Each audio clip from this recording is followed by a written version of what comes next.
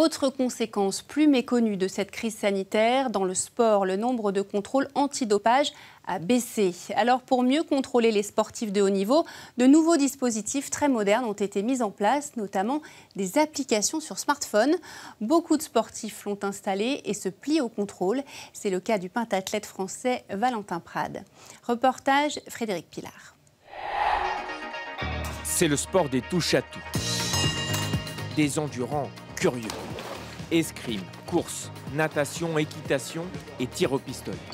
C'est le pentathlon moderne, une discipline olympique depuis 108 ans et le quotidien de Valentin Prade.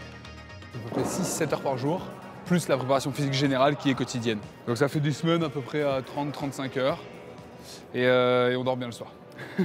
À 28 ans, Valentin Prade est déjà champion d'Europe et vice-champion du monde de pentathlon. Il vise maintenant les Jeux Olympiques au Japon l'an prochain.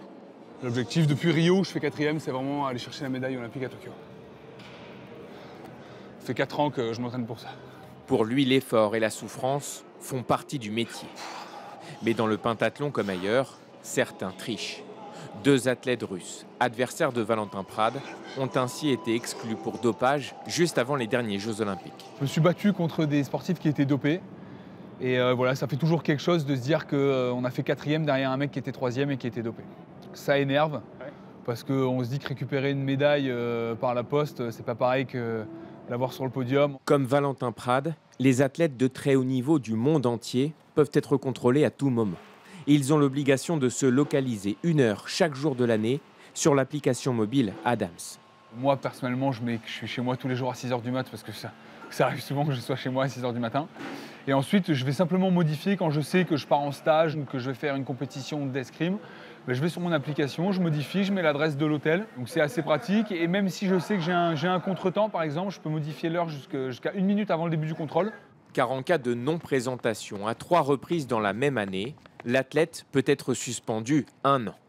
En dehors des compétitions, Valentin Prade est ainsi testé 5 à 6 fois par an. Moi, je pense que ça va dans le sens du sportif. C'est être sûr que les compétitions soient d'un fair play maximum, être sûr de l'équité qu'il y a entre tous les sportifs. Donc, moi, je trouve que c'est vraiment un moyen de défendre l'égalité des chances et de lutter contre la triche.